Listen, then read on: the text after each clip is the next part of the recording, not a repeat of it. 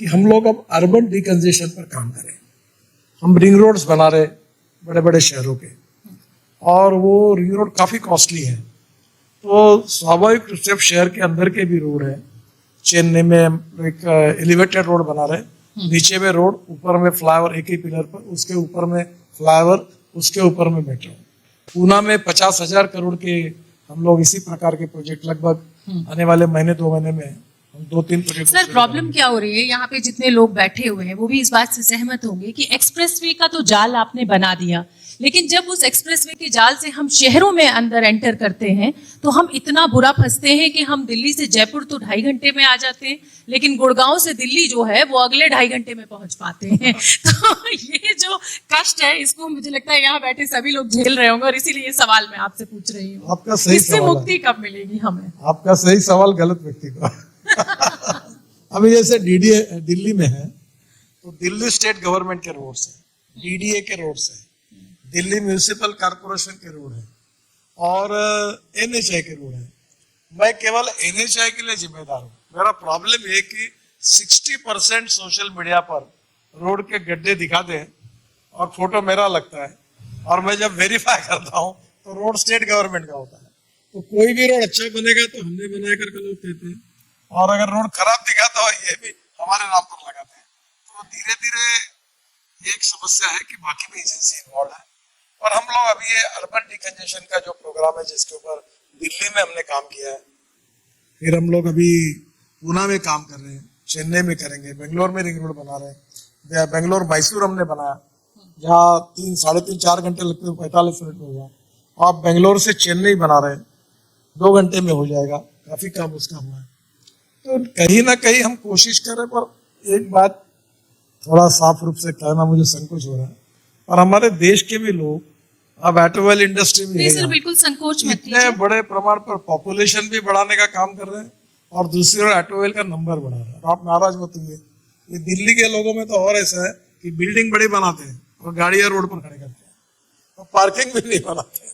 तो कहीं ना कहीं आप सबका जब सहयोग मिलेगा तो ये प्रॉब्लम सॉल्व होगा।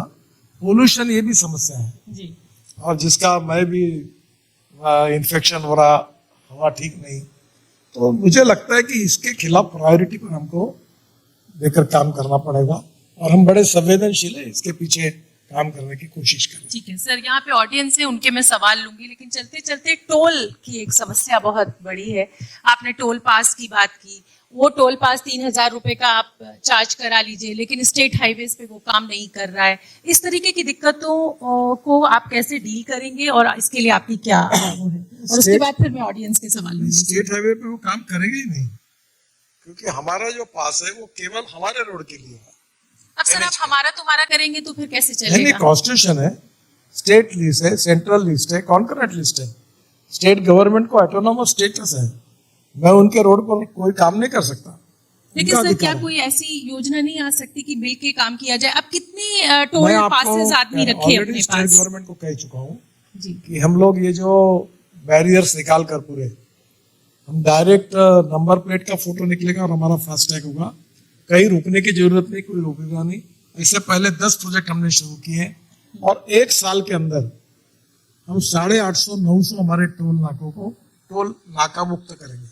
आपको कहीं रुकने की सर जरूरत बहुत, नहीं। मैं वही कह रही हूँ और ना उसका कि एक हम छोटा सा- गाड़ी खरीद रहे हैं तो एक टैक्स छोटा दे सा रहे हैं। फायदा भी है कि आपको अभी टोल देना पड़ता है।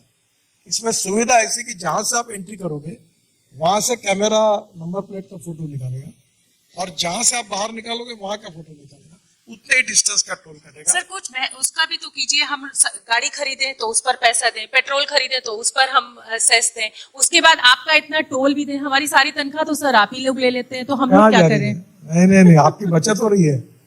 मैं आपको बताता हूँ कि हमारे देश में इतना बड़ा इंफ्रास्ट्रक्चर खड़ा करने के लिए हमने मार्केट से पैसा उठाया है।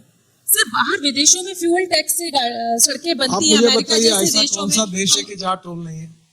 सर अमेरिका में बहुत कम है। बिल्कुल टोल है। नहीं टोल है, पर वो उन सर्विसेज देखिए, के लिए है कि अगर आपको बिना रुके जाना है, मैं आपको अक्सर एक्सप्रेस ये चाहिए तो सवाल ऐसे कार्यक्रम में कभी कभी पूछता हूँ, पर आप माफ करिए मुझे। जी, आपने ये होटल में कार्यक्रम क्यों किया?